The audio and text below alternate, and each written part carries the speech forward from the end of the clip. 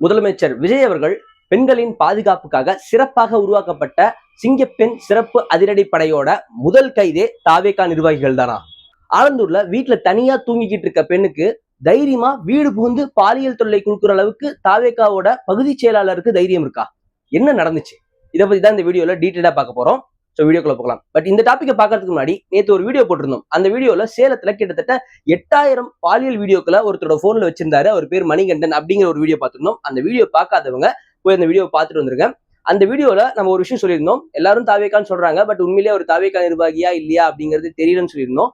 இப்ப அதிகாரப்பூர்வ தகவல்கள் கிடைச்சிருச்சு. அவரு தாவேகாவை சேர்ந்த ஒரு பிரமுகர் தான். ஏன்னா பேனர்ல எல்லாம் ஒரு போட்டோ போட்டு போஸ்ட்லாம் அடிச்சு அவர் கட்சிக்காரர் அப்படிங்கறத உறுதிப்படுத்தக்கூடிய தகவல்கள்லாம் இப்ப கிடைச்சிருக்கு. இன்னொரு கூடுதல் தகவல், அவர் ஏற்கனவே கைது செய்யப்பட்டு ரகசிய அறையில வச்சு அவருக்கு விசாரணை நடந்துகிட்டு இருக்கிறதாகவும் ஒரு தகவல் கிடைச்சிருக்கு. இதெல்லாம் எந்த அளவுக்கு உண்மை, அடுத்தடுத்து இதோட அப்டேட்ஸ் பத்தி அடுத்த வீடியோக்களை உங்களுக்கு நான் சொல்றேன். சோ நம்ம சேனலை சப்ஸ்கிரைப் பண்ணாம இருக்கீங்கன்னா சேனலை சப்ஸ்கிரைப் பண்ணி வச்சுக்கோங்க. இந்த மாதிரியான இம்பார்ட்டன்டான நியூஸ்லாம் உடனுக்குடன் அப்பதான் உங்களுக்கு வந்து ஹிட் அடிக்கும். நீங்களும் உடனே பார்த்து தெரிஞ்சுக்க முடியும். இப்போ பேக் டு ஆலந்தூர் டாபிக் வந்துருவோம். சென்னை ஆலந்தூர்ல வடக்கு பகுதி செயலாளராக இருக்கக்கூடியவர் வேம்புலி அப்படிங்கிறவர். இவர் இருக்க அதே பகுதியில ஒரு ஜிம் ஒன்று நடத்திட்டு இருக்காங்க. அந்த ஜிம்ல ஒரு பெண் வந்து வேலை பார்த்துட்டு இருக்காங்க.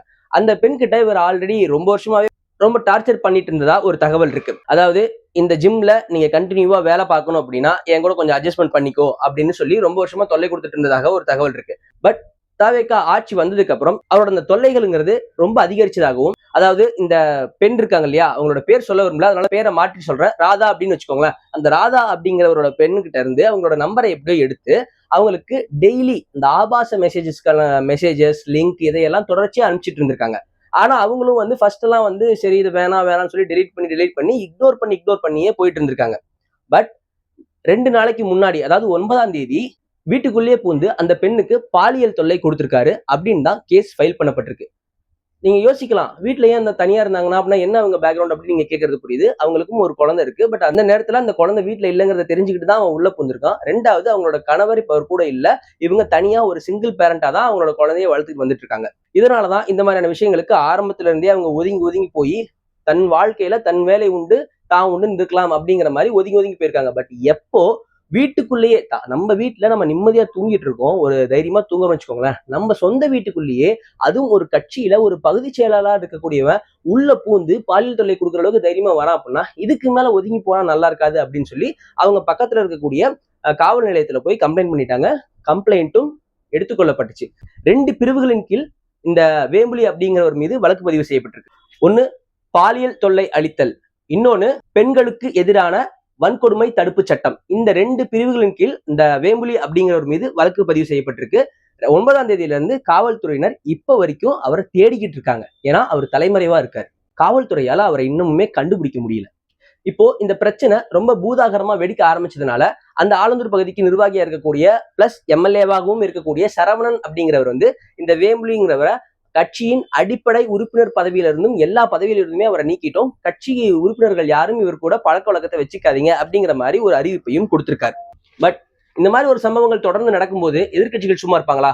அமமுகவோட பொதுச் செயலாளர் டிடிவி தினகரன் அவர்கள் ரொம்ப காட்டமாகவே ஒரு பதிவு ஒன்று சொல்லியிருக்காரு. என்ன அப்படின்னா, விஜய் அவர்கள் இந்த சிங்கப்பெண் சிறப்பு அதிரடிப்படை திட்டத்தை உருவாக்கும் போது ஒரு வார்த்தை ஒன்று சொல்லியிருப்பாரு, நாமளே பதிவு பண்ணியிருந்தோம் முந்தைய காணொலியெல்லாம். அதுல அவர் சொல்லியிருப்பாரு, தனி மனித ஒழுக்கம் தான் ரொம்ப முக்கியம், அந்த மட்டும் தனி மனித ஒழுக்கமும் சமூக ஒழுக்கமும் தான் இந்த மாதிரியான விஷயங்கள்ல இருந்து மீள்றதுக்கும் பெண்கள் மேம்பட்டு வரத்துக்கும் ஒரு முக்கிய காரணமா இருக்க முடியும் அப்படின்னு பதிவு பண்ணியிருந்தாரு. அதை குறிப்பிட்டு மேற்கோள் காட்டி அமமுக பொதுச் செயலாளர் அவர்கள் என்ன சொல்றாரு அப்படின்னா, தன்னோட கட்சி நிர்வாகிகளுக்கு விஜய் அவர்கள் எப்போது தனி மனித ஒழுக்கத்தை கற்றுத்தர போகிறார் அப்படின்னு காட்டமான ஒரு அட்டாக் ஒன்று பண்ணியிருக்காரு. அதுக்கப்புறம் இன்னொரு விஷயத்தையும் பதிவு பண்றாரு. இந்த நிர்வாகி மீது எடுக்கப்படுற ஒரு கடுமையான நடவடிக்கைங்கிறது தாவேகாவினருக்கும் சரி, பெண்களுக்கு எதிராக ஒரு கொடுஞ்செயல்கள் செய்யணும்னு நினைக்கிற யாருக்கா இருந்தாலும் சரி, திரும்ப அப்படி ஒரு எண்ணமே வரக்கூடாது, அந்த மாதிரியான ஒரு தண்டனையை இந்த நபருக்கு நீங்க கொடுக்கணும் அப்படிங்கிறத பதிவு பண்ணியிருக்காரு. அதை தொடர்ந்து அண்ணாமலை அவர்கள் இதை பத்தியும் ஒரு எக்ஸ்தலத்துல ஒரு போஸ்டாவுமே ஒன்று போட்டிருக்காரு. அவருமே என்ன சொல்றாரு அப்படின்னா, விஜய் அவர்கள் நிறைய பெண்களுக்கான முன்னெடுப்புகள் எடுத்துட்டு இருக்கும்போது அவர் கட்சியில இருந்தே இப்படி ஒரு விஷயம் நடக்குதுங்கிறது எந்த மாற்றத்தையுமே குறிக்கல அப்படிங்கிறத பதிவு பண்ணியிருக்காரு. இன்னொரு முக்கியமான விஷயத்தையும் சொல்லியிருக்காரு. சமூக விரோத செயல்களுக்கு கட்சியின் அடையாளங்கள் எந்த அளவுக்கும் அவங்களுக்கு உதவிடக்கூடாது, அதை விஜய் அவர்கள் தான் ஊர்ந்து கவனிக்கணும் அப்படிங்கிற விதத்திலையும் ஒரு கருத்து முன் வச்சிருக்காரு. சோ இந்த 2 பேர் சொல்ற விஷயமே ரொம்பவே லாஜிக்கான விஷயம் தான். அடுத்து பாஜகவை சேர்ந்த வானதி சீனிவாசன் அவர்களும் வந்து ஏதோ மாற்றம் அதை பண்ணிடுவோம் இதை பண்ணிடுவோம்லாம் சொல்லி ஆட்சிக்கு வந்தாங்க. ஆனா மக்கள் எந்த மாற்றத்தை விரும்பினாங்களோ அதுக்கு 1% கூட அந்த மாற்றம் நிகழ்ந்ததே தெரியல. சோ மக்களே ஏன்டா டிவிகேவுக்கு ஓட்டு போட்டோம் அப்படின்னு வருத்தப்படுற நிலைமை தான் இன்னைக்கு ஏற்பட்டிருக்கு அப்படின்னும் வானதி சீனிவாசன் அவர்கள் ஒரு அட்டாக் ஒண்ணு பண்ணிருக்காங்க.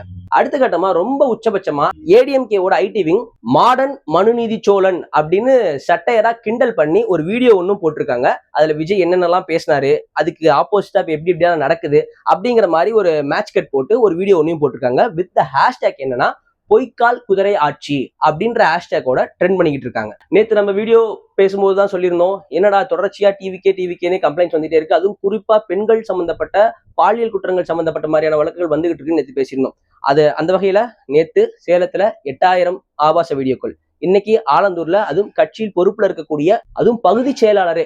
ஏன் இதை பகுதி செயலாளரே அப்படிங்கறத நான் அழுத்தி சொல்றேன் அப்படின்னா, ஒரு கட்சியில பகுதி செயலாளர் அப்படிங்கிறது ரொம்ப முக்கியமான பொறுப்பு.